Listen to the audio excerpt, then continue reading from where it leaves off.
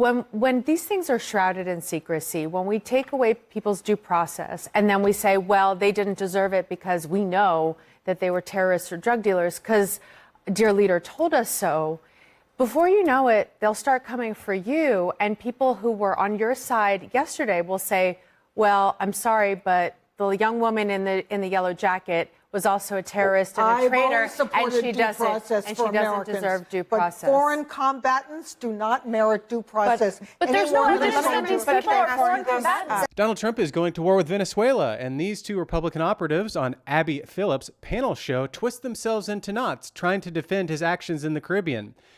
This one is interesting. Let's take a look. The secret siege that's playing out in international waters as President Trump escalates his war on narco-terrorism. Tonight, the Trump administration is taking a victory lap after it says that the U.S. military blew up 4 suspected drug smuggling boats in 3 different strikes in the Pacific Ocean. Defense Secretary Pete Hegseth posted this video. He says that 14 people were killed and there was 1 survivor. The strikes mark the largest one-day operation and the deadliest so far. Trump has been building up his military strength in the Caribbean, targeting boats near Venezuela that it claims are trafficking drugs. But the administration has provided no evidence of this, and transparency appears to be merely a suggestion, because Reuters is reporting that U.S. military officials involved in Trump's missions have been asked to sign non-disclosure agreements. CNN previously reported that Hegseth's office started requiring NDAs to prevent leaks.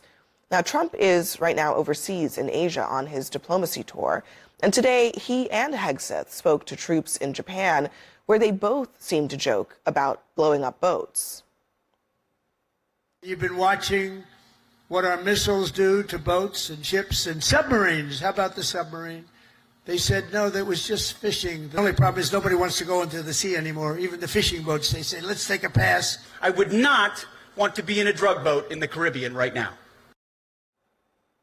Before we get started, I want to mention Julia Ioffi's new book that just came out. It is called Motherland, A Feminist History of Modern Russia, From Revolution to Autocracy. Great to have you with us on the panel, Julia. And also, you know, on this issue of what Trump is doing, really, in the region, I do think that's kind of what this points to is people are seeing the boats being blown up, and nobody disagrees with getting tough on drugs and drug smugglers. But there's also the question of whether there are alternate aims, and I wonder what you think of that. Well, I'm just surprised that nobody has tried a war on drugs before. I mean, yeah. Right? Brand new idea. Brand new idea, and it has never been tried. I'm sure it'll be successful this time. But I think that, to be more serious, the secrecy, the fact that this is all televised, that it's become theater, and if you zoom out even further, the way that there are ICE quotas and now people in charge of these ICE offices are being swept out, the destruction of the East Wing of the White House. All of this to me points to a broader, more alarming pattern, which is that what is this being done for? And the fact that the office of the presidency, which is already a very personal office, that it's all being personalized so highly that the state is being equated with the president, with the person of Donald Trump. So and what do you think it's being done for? I personally think that an infrastructure is being built to allow Donald Trump to stay in office indefinitely. I don't think that what's being done to the White House, you don't do that if you think that anybody else is going to inhabit this thing after you and if you are planning on leaving power. Lydia? Well, on the Venezuela point, I just want to note in all of this, what's being lost is Venezuela is a foreign terrorist organization. It's been designated as such by the Trump administration. And so they see this ultimately as not even just foreign policy, but ultimately protecting the homeland. So that's where all of this is coming from. And that is how they're justifying these attacks. These are terrorists. And there was a 2025 FBI report that found basically Venezuela is exporting gangs. They are exporting the regime in an effort to bring crime and sow chaos into America. But that's not why they're saying that they're doing these Well, and attacks on the boats. they fired intelligence analysts whose analysis and whose final product disagrees with that. So when you say that the government has designated them this or says that they're terrorists, the way that they've hollowed out these institutions makes it very hard to trust. It was a January 25 report. So it was what Trump she's that they talking came out about with is that there was a report that was produced by the Trump intelligence officials that basically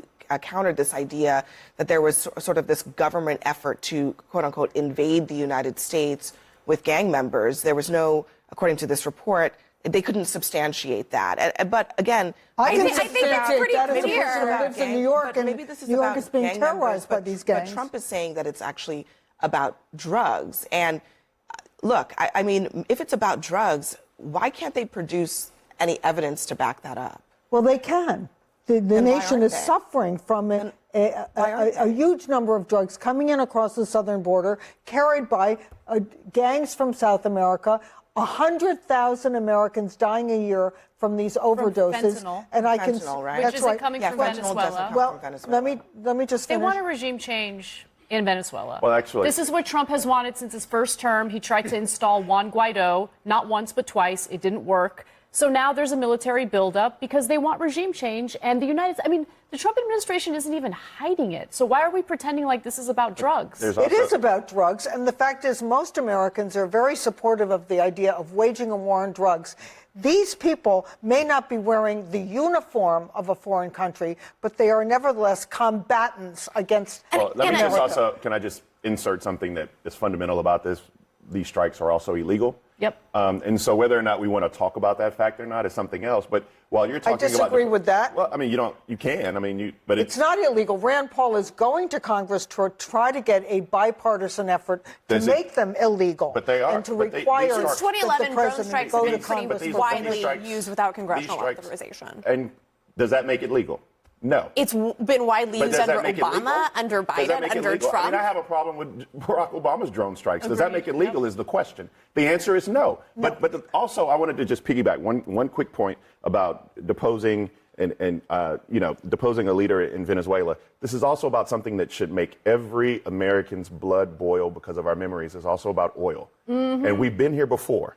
And we've seen what happens when we go to war, wherever it may be, boots on the ground, that's where it's going next, and it's going to be about oil. These conspiracy theories are just preposterous. It's not a conspiracy theory. Venezuela has the largest oil reserve of any That's right, country. but there is no proof that that's why what Donald Trump is eyeing, doing and that. it's abundantly clear. Here's what else has been going on in addition to the strikes. They've got an aircraft carrier docked in Trinidad and Tobago, another one moving toward Venezuela, 4,500 Marines and sailors in the area, so on and so forth. Look, it's a very long list of assets. 2 points real quick. Number one, the admiral in charge of these strikes in the Caribbean quit after 37 years rather than continue with this illegal operation off the coast of Venezuela. Number two, the USS Gerald R. Ford has been relocated from the Middle East to the Caribbean. This is our largest, most advanced aircraft carrier ever. This is a major escalation. If this is just about taking these, fishermen or whatever carrying drugs, if they are carrying drugs out of the water, then why the massive mobilization? Well, look, Marco Rubio has been very clear since he came in as Secretary of State that basically America First policy means also paying attention to what's happening in the Western Hemisphere. And that has been a long agreed thing in foreign policy, that going back to when Teddy Roosevelt was in office. And so his first trip was to Latin America because he wants to enhance our relationship with our allies. And they've also been clear, the fact that they're publicizing these strikes, right? We're not questioning if they're happening. The Trump administration is confirming they're happening. And that's clearly sending a message to Maduro. But we are questioning who they're killing, right? And so there is a fascinating argument here that people are saying, and we just don't know because of NDAs and everything else, that there are some innocent people who've been killed, like some actual real-life fishermen who've been killed. Oh, the fishermen, just like the Maryland man. Wait. It's an We just had one of these strikes, and there were 2 survivors. If these were and now illicit there's a third from this latest. Okay, and now there's a third. Why do we send them back to their country of origin if they're really drug smugglers and terrorists? Why wouldn't we then take them and bring them back to the U.S. for questioning? Or due process. Or due process. If we're just letting them go back to their countries, maybe they're this is like I appreciate that you brought up Maryland man, because it kind of ties into the larger argument that is a huge difference between my friends to the right and myself, which is that there's nobody saying that you should not have deported the Maryland man, as you call him. But what we are saying is there are things in this country called due process. And so what we're seeing right now is the erosion thereof. And so when you have things like innocent people, and that question remains, being bombed or exploded because of strikes in the Caribbean, that should cause chills. Right. And combatants do not get American due process. They are designated terrorists. Look, Jumping in here super quick, that argument doesn't work. Either they're smuggling drugs, of which the punishment is not instant death, or they're narco-terrorist enemy combatants. That's not a real thing. You can't just slap a scary label on something, thereby making it retroactively legal. guys, I'm old enough to remember when Donald Trump said, elect me because I don't believe in starting new wars. He's not only starting a new war with Venezuela, but he has soured U.S. relations with Colombia, a longstanding ally to the United States.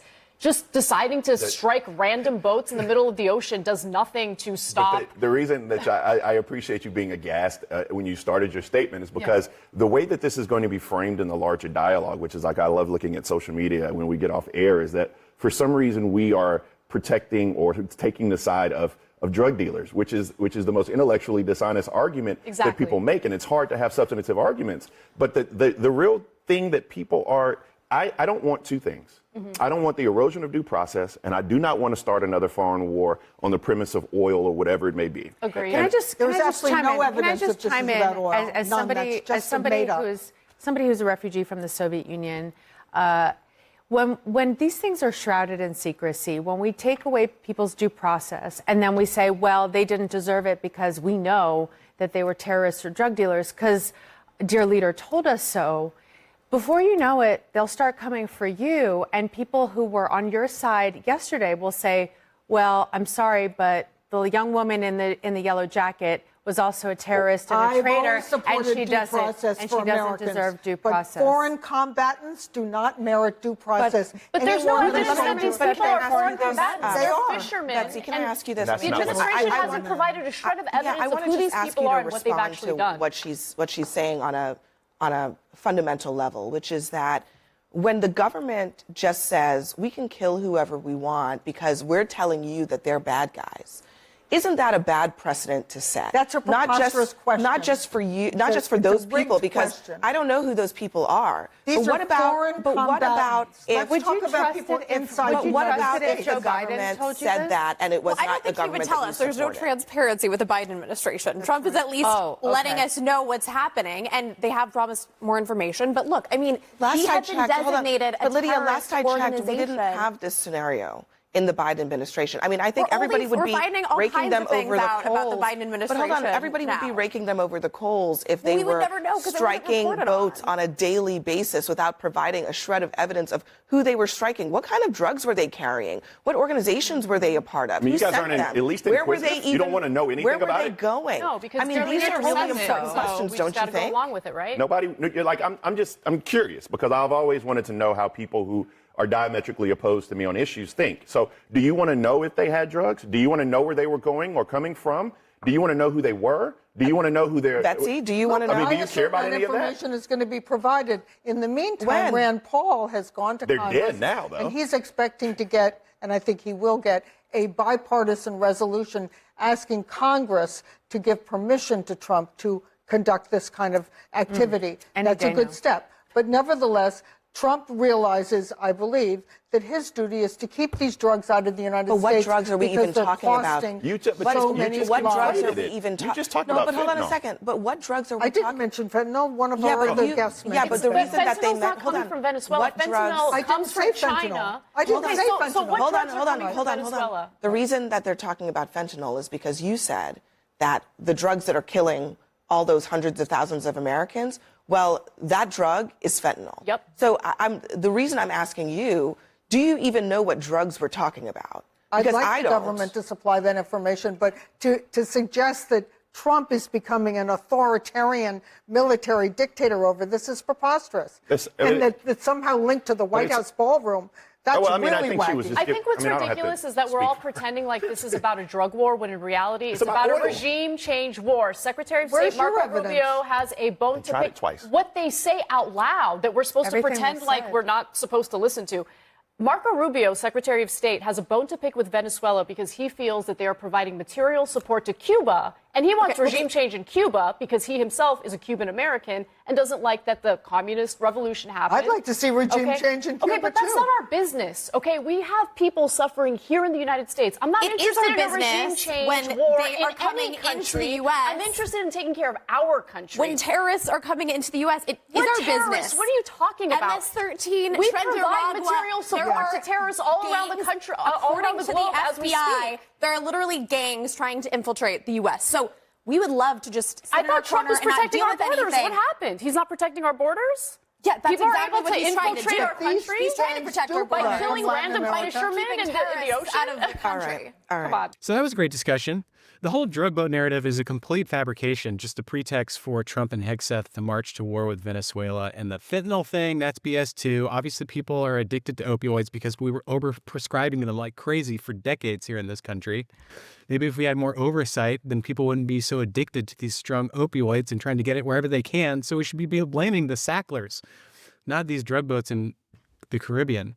And another thing, I will say that it was funny that, what's her name? The woman in yellow, Betsy McCoy, in the span of 30 seconds, she went from not caring at all about any evidence when it came to these so-called drug boats, but then demanded evidence from Anna Kasparian when Anna pointed out the obvious, that this whole thing looks like regime change machinations from Trump.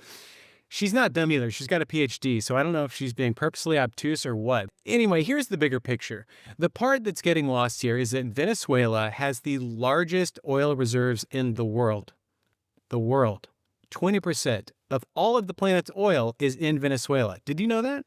20%. You don't think Trump knows that? Of course he knows that. He sees that and he hears money, just like when he demolished the White House. That's what Trump is all about. He knows there's oil. In fact, he wanted to annex Canada. Canada's got oil. He wanted Greenland. Greenland's got oil. Just look what we did in Iraq, 2003. They had WMDs. They have WMDs. We invaded, toppled Saddam. Oh, guess what? They don't have weapons of mass destruction. Oops. Now let's look at this article from 2001 from CNN, estimating that $150 billion in Iraqi oil money has been stolen since the invasion. Gee, look at that. So that's what the playbook is, I think. $150 billion from Iraq. How much do you think Venezuela's worth? That's just my opinion. What do you guys think? I'll talk to you next time. See ya.